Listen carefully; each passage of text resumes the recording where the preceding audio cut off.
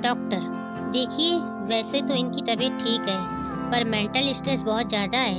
आप कैसे भी करके इनका मेंटल स्ट्रेस कम कीजिए, तभी बीपी कम होगा। वैसे भी प्रेगनेंसी के 7वें महीने में इतना बीपी बढ़ना अच्छी बात नहीं है। आप इनका विशेष ध्यान रखिए। अमित और राधिका को शादी के 10 साल बाद माता पिता बनने का सौभाग्य प्राप्त हुआ। वो लोग तो उम्मीद ही खो चुके थे, मगर तभी इस खुशखबरी ने मानो उनके सपनों को नई उड़ान दी थी। अमित राधिका का बहुत ख्याल रखता है, मगर पिछले 3-4 दिन से राधिका की तबीयत ठीक नहीं थी, इसलिए वो उसे डॉक्टर को दिखाने ले आया था। अमित, क्या हुआ तुम्हें? किस बात का टेंशन है? सब कुछ अच्छे से हो जाएगा। राधिका, मुझे पता नहीं क्यों घर में बहुत अजीब सा लगता है, कहीं बाहर जाने का मन नहीं है। अमित, बस इतनी सी बात है। हम लोग कल ही लोनावाला वाले फार्म हाउस में चलते हैं, वीकेंड वहीं पर मनाएंगे, तुम्हें भी चेंज मिलेगा। राधिका, तुमने तो मेरी मन की बात कह दी, thank you so much. Amit और राधिका घर आकर थोड़ी सी तैयारी करके लोनावाला के लिए निकल गए। रास्ते में आने वाले घाट की वजह से राधिका को बड़ा अनईजी हो रहा था। राधिका, अमित कार रोको, मुझे घबराहट हो रही है।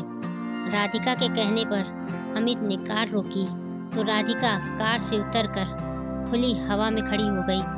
शाम का वक्त था, ठंडी ठंडी हवा के साथ रिमझिम बारिश भी हो रही थी। राधिका, अमित कार से बाहर आओ, देखो मौसम कितना अच्छा है। अमित, राधिका शाम हो गई है, माँ ने कहा था कि रात होने से पहले फार्म हाउस पहुँच जाना। तुम्हें अब ठीक लग रहा है तो चलें? राधिका, रुको तो सही, तुम मेरे साथ हो, मुझे किसी बात की टेंशन नहीं है, थोड़ी देर मौसम को एंजॉय करो। कहते हुए राधिका वही सड़क किनारे मौसम को एंजॉय करने लगी। अमित भी उसका साथ देने लगा, मगर दोनों इस बात से अनजान थे कि कोई उन दोनों पर लगातार नजरें रखे हुए है। कुछ देर बाद जब वो दोनों कार से लोनावाला की तरफ निकले तो एक साया उनके साथ कार में मौजूद था। वो लोग जैसे ही फार्म हाउस पहुंचे, वहां पे ताला लगा हुआ था। अमित, ये रामदीन काका कहाँ चले गए? माँ ने उन्हें कह दिया था कि आज रात हम लोग पहुंचने वाले हैं, फिर भी ये ताला क्यों है? राधिका से कहते हुए अमित रामदीन काका को फोन लगाने ही वाला था, तभी एक लड़की वहां आई। गांव की औरतों की तरह घाघरा ओढ़ना पहने हुए, उसका मुंह भी ढका हुआ था। लड़की, राम राम साहब, मेरा नाम मोनिका है। रामदीन काका की तबीयत ठीक नहीं है, इसलिए उन्होंने आपकी देखभाल के लिए मुझे भेजा है। माफ़ कीजिए, आने में देर हो गई। कहते हुए उसने फार्म हाउस का ताला खोल दिया। Radhika, unbelievable, how pretty.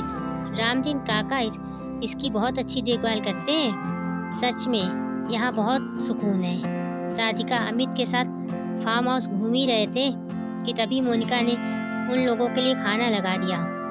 दोनों खाना खा ही रहे थे कि बाहर का मौसम बदलने लगा। अचानक तेज बारिश शुरू हो गई। राधिका, ये मौसम को अचानक क्या हो गया? मोनिका, ये पहाड़ी इलाका है, यहाँ अक्सर ऐसा मौसम खराब हो जाता है। आप सफ़र से थक कर आए हैं, आप आराम कीजिए, बारिश रुकने के बाद मैं चली जाऊंगी। अमित, बाहर मौसम बहुत खराब हो रहा है, तुम्हें कहीं जाने की कोई ज़रूरत नहीं है, यही रामदीन काका की क्वार्टर में आराम कर लो। कहते हुए अमित खाना खाने के बाद राधिका को लेकर अपने कमरे में चला जाता है। देर रात करीब 2:15 बजे किसी आहट से राधिका की नींद खुलती है। उसे ऐसा लग रहा था कि घर में कोई घूम रहा है। राधिका, अमित, घर में कोई घुस आया है। अमित, तुम्हारे मन का भ्रम होगा, यहाँ कोई नहीं है, सो जाओ।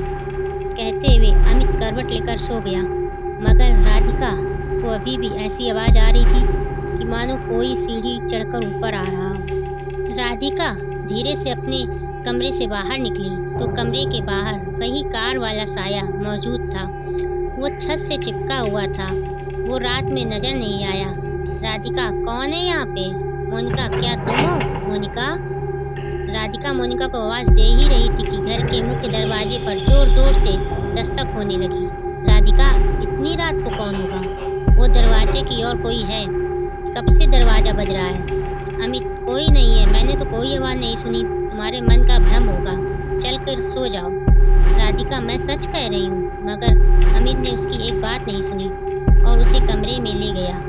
दूर खड़ी मोनिका ये सब देखकर रहस्यमयी तरीके से मुस्कुरा रही थी। अगली सुबह देर रात तक न सो पाने के कारण राधिका देर तक सोती रही। अमित ब्रेकफास्ट टेबल पर न्यूज़पेपर पढ़ते हुए कॉफ़ी पी रहा था। मोनिका, साहब, आपको ऐसा नहीं लगता कि मैडम जी के दिमाग की हालत ठीक नहीं है? मोनिका की बात सुनकर अमित गुस्से में उसकी ओर देखकर बोला, क्या बकवास कर रही हो तुम? मैं राधिका के बारे में कुछ भी नहीं सुन सकता। मोनिका, आप तो गुस्सा हो गए। मेरे कहने का मतलब ये नहीं था। मैं तो ये कहना चाह रही थी कि मेम साहब ऐसी हालत में आपकी ज़रूरतों को कैसे पूरा कर सकती हैं। यदि आपको मेरी कोई ज़रूरत हो तो मैं मौजूद हूँ। अमित, क्या कहना चाहती हो तुम? मोनिका, समझदार को इशारा काफ़ी है। वो बात कर ही रहे थे कि उनके घर पुलिस आ गई। पुलिस? रामदीन आपके घर काम करता था? अमित, हाँ, क्यों, क्या हुआ? पुलिस शहर के बाहर उसकी लाश बरामद हुई है। लाश बहुत बुरी हालत में है। ऐसा लग रहा है कि मानो किसी ने उसके शरीर का खून चूस लिया हो।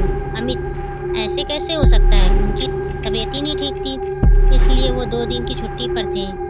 उनके बदले उनके घर से मोनिका हमारे घर का काम कर रही थी। पुलिस? तो आप उन्हें बुला दीजिए ताकि हम उससे पूछताछ कर सकें। उनकी किसी से कोई दुश्मनी तो नहीं थी? इंस्पेक्टर के बार बार बुलवाने पर भी मोनिका उनके सामने नहीं आई। अमित और राधिका जहां आराम करने का सोच रहे थे, उनका दिन और भी ज़्यादा हेक्टिक हो गया। रात होते ही राधिका को नींद आ गई, लेकिन देर रात तक अमित को नींद नहीं आ रही थी। उसे रह रहकर मोनिका की बातें याद आ रही थी कि उसने अपने पास सो रही राधिका की ओर देखा, फिर आंखें बंद करके सो गया। देर रात वही कार वाला साया उन लोगों के कमरे में आया। वो राधिका के उभरे हुए पेट को सहला रहा था। उसने राधिका की गर्दन पर जैसे ही अपने दांतों को लगाने की कोशिश की, उसे लगा कि वो पीछे हट गया, क्योंकि राधिका के गले में उसकी सासू माँ का दिया हुआ रक्षा कवच था, जो उन्होंने प्रेगनेंसी में उसे बुरी नज़र से बचाने के लिए पहनाया था। तेज झटके से वो साया बुरी तरह से बौखला कर गायब हो गया। तभी कमरे के दरवाजे पर दस्तक हुई। राधिका गहरी नींद में सोई हुई थी, मगर अमित की नींद खुल गई। उसने देखा बाहर मोनिका खड़ी हुई है। मोनिका घाघरा ओढ़ने में नहीं, बल्कि पारदर्शी वस्त्र में खड़ी थी। उसने इशारे से अमित को अपने करीब बुलाया।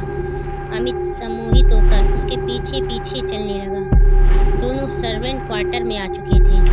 मोनिका ने उसे अपने करीब आने का इशारा करके पलंग पर लेट गई। वो गहरी सांसें ले रही थी। जैसे ही अमित उसके पास गया, उसने उस पर चुंबनों की बौछार कर दी और धीरे से उसका शर्ट खोल दिया। देखते ही देखते दोनों एक दूसरे में इतना खो गए कि अमित को होश ही नहीं था कि मोनिका का रूप बदल रहा था। मोनिका और कोई नहीं बल्कि वही साया था जो रास्ते में उन लोगों की कार में आया था। जैसे ही उसका वासना का खेल पूरा हुआ, वो हवा में उड़ चली। अमित को भी होश आ गया। जैसे ही उसने अपनी गलती का एहसास हुआ, उसने मोनिका की ओर देखा तो मोनिका पलंग पर नहीं थी, बल्कि कमरे के छत पर लटकी हुई थी। अमित डरकर पीछे हटा। अमित, कौन हो तुम? साया, मैं जो कोई भी हूँ, मुझे तेरा बच्चा चाहिए। जन्मे बच्चे की खुशबू कितनी दिलचस्प होती है, वो मुझे यहाँ तक खींच लाई। तुझसे मैंने तेरा अंश हासिल कर लिया है। बस उस अजन्मे बच्चे की बलि, फिर मैं और मेरा होने वाला बच्चा दोनों अमर हो जाएंगे। कहते हुए वो जोर जोर से हंसने लगी। उसके दोनों पैर उल्टे थे। अमित, मेरा बच्चा नहीं, वो तुम्हें कभी नहीं हासिल होगा, कभी नहीं। कहते हुए वो अपने कमरे की तरफ भागा। उसने राधिका को उठाया और तुरंत कार में बैठ गया। राधिका, क्या हुआ? इतने घबराए हुए क्यों? मगर राधिका के किसी भी सवाल का जवाब नहीं दे पाया और कार स्टार्ट करने की कोशिश करता रहा। कार चालू ही नहीं हो रही थी। तभी इंस्पेक्टर गांव के कुछ लोगों के साथ वहां पर पहुंचा और अमित से बोला, गांव के लोगों का मानना है कि रामदीन काका की मौत किसी पिशाचिक शक्ति की वजह से हुई है और वो इस वक्त तुम्हारे ही घर में है। जैसे ही हमें पता चला, हमने कल रात को ही आपके घर को क्लिक कर दिया था। शैतानी शक्ति के प्रभाव के कारण हम आपके घर के भीतर दाखिल नहीं हो पा रहे थे। अच्छा हुआ आप बाहर आ गए। अब हमें उसे मुक्ति देनी होगी। अमित, मुक्ति? उसे मुक्ति कैसे मिलेगी? राधिका, ये सब क्या हो रहा है? कोई कुछ बताएगा मुझे? अमित खुद उस पिशाचिक शक्ति को महसूस कर चुका था, इसलिए उसने ज़्यादा सवाल नहीं किए। उन गांव वालों ने कुछ मंत्र पढ़ते हुए उस घर को आग लगा दी। मोनिका उस घर के भीतर जल रही थी। जलते हुए वो अपने असली रूप में आ गई। उसका भयानक रूप देखकर राधिका डर गई। सभी को उसके उल्टे पैर नजर आ रहे थे। मोनिका, कोई खत्म नहीं कर सकता मुझे, कोई भी नहीं। क्या हुआ? अमित का अंश मेरे अंदर नहीं आया, मैं उसके अंश के रूप में जन्म लेने वाली हूँ, कहते हुए जोर जोर से हंस रही थी। कुछ दिनों के बाद जब राधिका की डिलीवरी हुई तो उसे बेटी हुई और उस बेटी के दोनों पैर उल्टे थे। ऐसे ही हॉरर और रहस्यमय कहानियों के लिए मेरे चैनल को सब्सक्राइब और लाइक करना ना भूलें। Thank you.